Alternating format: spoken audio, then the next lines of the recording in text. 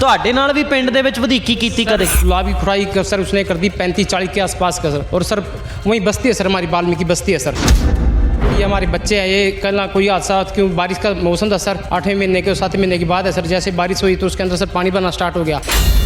जैसे मैंने एप्लीकेशन लगाई सर, डीसी पे भी लगाई, ऐसे विंडो में लगाई सर, लेकिन मेरे को कोई रिस्पॉन्स नहीं मिला सर। लेकिन सर हमारे को धमकी दे के गया सर वो।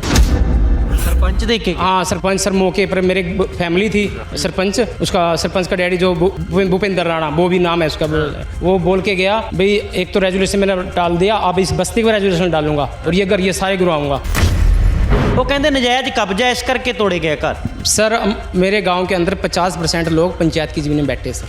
50% सर। जो हाँ युद्धवीर राणा जोन सा ये भी पंचायती जमीन में ही बैठा है, तो इस पे 80 सरपंच भी? हाँ 80 किले 72 किले जमीन के हैं, वो सरप्लस के हैं, वो यही दाबे बैठे हैं। अच्छा। युद्धवीर राणा, इसका बाबा ठाट सिंह और इसका चाचा विक्रम सिंह और भी सारे मतलब 70-75 किले जो गिरदावरी के हैं ना, इनके नाम भी गिरदावरी बोलती है उसकी, ये सारे दाब रहे हैं वहाँ पे।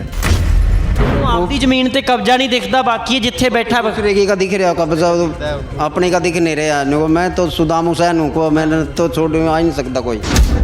इसके साथ रंजिश है ना उसकी, उसको चुन चुन के मान लो कोई अभी उस पर केस पा दिया। ये भी भाई है इसके, मान लो हिरणी के अंदर इसका मकान आ गया, उस पर एक बंदे पे केस पा गया, बाकी 50 बंदे कम से कम और हैं। अच्छा। उन पे कोई केस नहीं पाया। खाली हमारी ज़मीन नहीं, सारे गांव की ज़मीन है फिरने के अंदर, खाली हमारे के ऊपर केस कर रखा, बस खाली रंजिश के तहत। भाई हमने वोट नहीं दी उसको, कभी बात नहीं मानी। ਪਿੰਡ ਅਮੂਪੁਰ ਦੇ ਵਿੱਚ 4 ਉਜੜੇ ਘਰਾਂ ਦੀ ਤਸਵੀਰ ਜਿੱਥੇ ਤੁਹਾਨੂੰ ਅਸੀਂ ਦਿਖਾਈ, ਉਹ ਪਿਛਲੇ ਪਾਸੇ ਅਜੇ ਵੀ ਨਜ਼ਰ ਆ ਰਹੀ ਹੈ ਤੇ ਇੱਥੇ ਲੋਕ ਇਕੱਠੇ ਹੋਣੇ ਸ਼ੁਰੂ ਹੋ ਗਏ ਆ ਕਿ ਪਰਿਵਾਰ ਦੀ ਮਦਦ ਕੀਤੀ ਜਾਵੇ।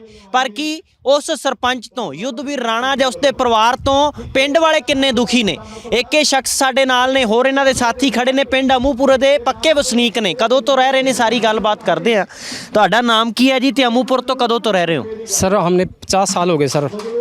50 साल 40 साल की उम्र मेरी हो गई सर।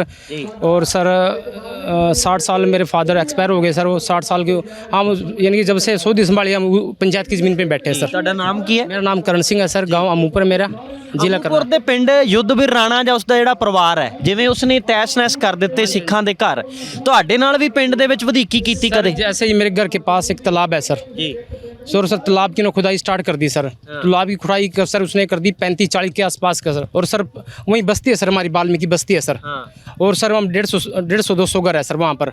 और सर उसकी खुदाई होगी 50 के आसपास हो गई सर। मैंने एप्लीकेशन लगाई पहले ही, मगर सर ये हमारे बच्चे हैं, ये कल ना कोई हादसा, क्यों बारिश का मौसम था सर, 8वें महीने के 7वें महीने के बाद है सर। जैसे बारिश हुई तो उसके अंदर सर पानी भरना स्टार्ट हो गया।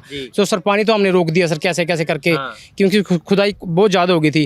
तो जैसे मैंने एप्लीकेशन लगाई सर, वो डीसी पे भी लगाई, ऐसे विंडो में लगाई सर, लेकिन मेरे को कोई रिस्पॉन्स नहीं मिला सर। लेकिन सर हमारे को धमकी दे के गया सर वो। सरपंच देखे? हाँ सरपंच सर, मौके पर मेरे फैमिली थी सर, सरपंच, उसका सरपंच का डैडी जो भूपेंद्र राणा, वो भी नाम है उसका, वो बोल के गया भाई एक तो रेजुलेशन मैंने डाल दिया, अब इस बस्ती को रेजुलेशन डालूंगा और ये घर ये सारे गिरवाऊंगा।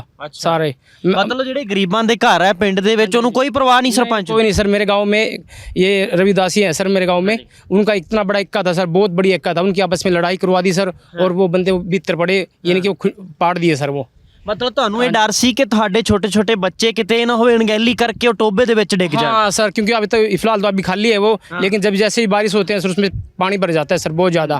तो ਉਹਦੀ ਕੋਈ ਵਾਰਡਬੰਦੀ नहीं ਕੀਤੀ ਜਾਂਦੀ कि? वो भी मैंने वीडियो के पास मैंने काम किया था, मैंने मैडम से क्या कह के जब वहाँ पर वो तार और पोल लगवाए थे सर, और फिर उसका फायदा नहीं, क्योंकि वो लूज है सर, वो गिर भी गए हैं सर वो। ਪਰ ਪਿੰਡ ਦਾ ਸਰਪੰਚ ਕਹਿ ਰਿਹਾ ਕਿ ਜਿਹੜੇ ਘਰ ਢਾਏ ਗਏ, ਜਦੋਂ ਕਾਰਵਾਈ ਕੀਤੀ ਗਈ ਪਹਿਲਾਂ ਇਹਨਾਂ ਦੇ ਘਰਾਂ ਵਾਲਿਆਂ ਨੂੰ ਦੱਸਿਆ ਗਿਆ ਕਿ ਤੁਸੀਂ ਨਜਾਇਜ਼ ਕਬਜ਼ਾ ਕੀਤਾ ਹੋਇਆ। ਇੱਕ ਪਿੰਡਾਂ ਵਿੱਚ ਆਸੇ-ਪਾਸੇ ਜਿਨ੍ਹਾਂ ਨੂੰ ਇਹ ਪਤਾ ਲੱਗਿਆ ਨਾ ਘਟਨਾ ਦਾ, ਉਹ ਕਹਿੰਦੇ ਨਜਾਇਜ਼ ਕਬਜ਼ਾ ਇਸ ਕਰਕੇ ਤੋੜੇ ਗਏ ਘਰ। सर मेरे गांव के अंदर 50% लोग पंचायत की जमीन में बैठे सर। 50% सर। जो युद्धवीर राणा जोन सा ये भी पंचायती जमीन में ही बैठा है, तो इस पे 80 सरपंच भी? हाँ 80 किले 72 किले जमीन के हैं, वो सरप्लस के हैं, वो यही दाबे बैठे हैं। अच्छा। युद्धवीर राणा, इसका बाबा इसका बाबा ठाट सिंह और इसका चाचा विक्रम सिंह और भी सारे मतलब 70-75 किले जो गिरदावरी के हैं ना, इनके नाम भी गिरदावरी बोलती है उसकी, ये सारे दाब रहे हैं वहाँ पे। मतलब वो भी जमीन है सरकार दी है? सरकार दी जमीन है, प्रदेश सरकार की जमीन है वो। मतलब ਉਹਨੂੰ ਆਪਦੀ ਜ਼ਮੀਨ ਤੇ ਕਬਜ਼ਾ ਨਹੀਂ ਦਿਖਦਾ, कब्जा बाकी है जिथे बैठा दूसरे की का दिख रहा कब्जा अपने का दिख नहीं रहा नुको मैं तो सुदाम हुसैन हूँ को मैंने तो छोड़ आ ही नहीं सकता कोई। अच्छा सरपंच इन्होंने निर्दयी है। जिसके साथ रंजिश है ना उसकी, उसको चुन चुन के मान लो कभी उस पर केस पा दिया। ये भाई है, इसके मान लो फिरनी के अंदर इसका मकान आ गया, उस पर एक बंदे पे केस पा गया, बाकी 50 बंदे कम से कम और हैं, अच्छा उन पे कोई केस नहीं पाया। फिर इन्होंने हाई कोर्ट में अपील लगाई, फिर वो सारे पे केस पड़ गया, फिर वो थाना लगा दी हमारी दरखास्त, उसको कोई नहीं बोलता भी कि यू क्या कर रहा है क्या नहीं कर रहा है। ਤੁਹਾਡੇ ਨਾਲ ਹੋਇਆ ਹੀ ਧੱਕਾ ਇਸ हाँ धक्का ना हमारे नाल धक्का हुआ है। खाली हमारी जमीन नहीं, सारे गांव की जमीन है फिरने के अंदर, खाली हमारे के ऊपर केस कर रखा, जिसमें हमारे डंगर बंध रहे हैं, बस खाली रंजिश के तहत। भाई हमने वोट नहीं दी उसको, कभी बात नहीं मानी हम उसके। ਪਾਰਟੀ ਨਾਲ ਸੰਬੰਧ ਰੱਖਦਾ ਹੋ? वो पार्टी नाल तो किसी नाल नहीं समझ रखता, अपनी पार्टी है। पहले भी आज से 20-30 साल पहले भी सरपंच रहा, अब सरपंच नहीं है। अब वो 20-30 साल के बाद उसका ठाठ सिंह का पोता युद्धवीर सिंह सरपंच बनया। उन्हें सरपंच बढ़ते ही सारी फिरनी निकाल दी। फिरनी निकालने के बाद हमारे साथ बहस थी, हमारे फिरनी में थोड़ा बहुत ही सारा था, वो केस डाल दिया कोर्ट में। ਮਤਲਬ ਜਿਸ ਦੀ ਸਰਕਾਰ ਹੁੰਦੀ ਹੈ ਉਹਦੀ ਸ਼ੈ ਲੈ ਲੈਂਦੇ। हाँ उन्हीं की ताना सही है सर, बहुत ज़्यादा। और सर सबसे बड़ी बात है गांव में मिट्टी है ना सर, जो पंचायत की मिट्टी होती है ना, खुद तालाब, उसकी खुदाई जो मिट्टी होती है ना तालाब की, वो गांव के काम में निजी काम में काम आती है सर, वो ना कि वो बाहर नहीं बेची जाती। बेच रहे हैं? ये इसने सारी मिट्टी बाहर बेच दी है सर, अभी तो खुदाई चल रही है अभी भी सर। और गांव का कोई भी आदमी ये नहीं कह रहा, बस हम ਇੱਕ ਸਰਪੰਚ ਇੰਨਾ ਪਾਵਰਫੁਲ ਕਿਵੇਂ ਹੋ ਸਕਦਾ ਹੈ? ਕਿਉਂਕਿ ਐਮਐਲਏ ਵੀ ਤਾਂ ਹੈ, ਤੁਸੀਂ ਉਹਨਾਂ ਕੋਲ ਨਹੀਂ ਗਏ? सब के जी इससे बंद रहे ऊपर लग, नीचे तो लेके ऊपर लग, सब करप्ट शुद्ध हो रहा। इस करके यू काम हो रहा है। ये भी जोड़ खुद लड़ा रहा काम में जाओ देखोगे आप, उसमें 20-20 30-30 फुट के कोटे कहाँ की परमिशन है?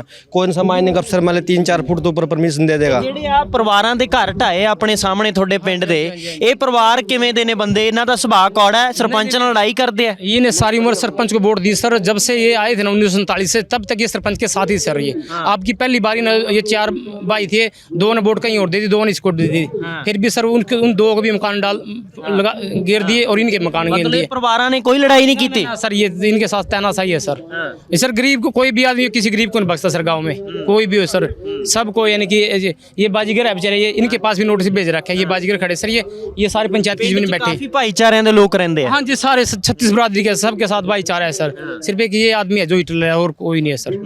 ये किसी को नहीं बख्शता सर, कोई भी हो सर। आप ਤੁਹਾਨੂੰ ਪਤਾ ਲੱਗਿਆ ਕਿ ਇਸ ਤਰ੍ਹਾਂ ਕਾਰਵਾਈ ਕਰ ਦਿੱਤੀ ਕਿਉਂਕਿ ਬੱਚਿਆਂ ਦੇ ਕਹਿੰਦੇ ਬੈਗ ਬਸਤੇ ਸਾਰਾ ਕੁਝ ਲੈ ਕੇ ਸਮਾਨ ਚੱਕ ਕੇ? सब कुछ ले गया सर, निके निके बच्चे थे सर, सब प्रशासन पुलिस भर के उसको थाने में ले गई सर, और फिर उनको रात के 11 बजे के आसपास छोड़ा सर उनको। ਤੁਹਾਨੂੰ ਨਜ਼ਰ ਕੀ ਆਉਂਦਾ ਹੈ ਕਿ ਇਨਸਾਫ ਮਿਲ ਪਾਏਗਾ? ਕਿਉਂਕਿ ਲੋਕ ਤਾਂ ਆ ਰਹੇ ਆ ਮਦਦ ਲਈ, ਪਰ ਤੁਹਾਨੂੰ ਕੀ ਲੱਗਦਾ ਕਿ ਹੋਣਾ ਕੀ ਚਾਹੀਦਾ ਇਸ ਤੇ? सर इंसाफ होना चाहिए सर, इंसाफ मिलना चाहिए, सबसे बड़ी बात तो इंसाफ है सर। निके निके बच्चे सर, मकान एक बंदा गरीब आदमी तो एक लैट्रिन बाथरूम सर बना सकते हो, और इन बंदों ने सारी मुरों के बेचारे 4-4 किले इनके पास थे, कोई बिजनेस तो है नहीं था ना, कोई गवर्नमेंट सर्विस थी सर, ये सब बेचारे दिहाड़ी दूरी कर रहा थे सर, 2-2 किले थे सर इनके पास, उसके साथ ही गुजारा हो रहा था सर, डंगरों के साथ सर। ਜਦੋਂ ਤੱਕ ਇਹਨਾਂ ਨੂੰ ਇਨਸਾਫ ਨਹੀਂ ਮਿਲਦਾ, ਇਹਨਾਂ ਪਰਿਵਾਰਾਂ ਦੇ ਨਾਲ ਆ ਪਿੰਡ ਵਾਲੇ ਲੋਕ? हाँ, गाँव सर सारा इनके साथ है सर, आम तन मंदिर से सर इनके साथ है सर। ਕੁਝ ਲੋਕ ਡਰਦੇ ਹੋਏ ਵੀ ਨਹੀਂ ਆਉਂਦੇ ਹੋਣੇ? हाँ ये सब बस ये सर गांव के लोग ऐसे डरते और सर आ ही नहीं रहे सर। हाँ जी हाँ, सिख समाज ही था, सिख समाज नहीं बनाया है। समाज नहीं बनाया सर। ਮਤਲਬ ਸਿੱਖਾਂ ਦੀਆਂ ਵੋਟਾਂ ਨਾਲ ਸਰਪੰਚ ਬਣਿਆ? यहाँ पे एप्लीकेशन लगाई गई है, वो भी सिख समाज का ही बंदा है जिस पे भाई कब्जा करे बैठे, उन्हें उसने लगाई है। ਅੱਛਾ हाँ ਮਤਲਬ ਦੁਸ਼ਮਣ ਵੀ ਵਿੱਚ ਹੀ ਬੈਠੇ ਆ।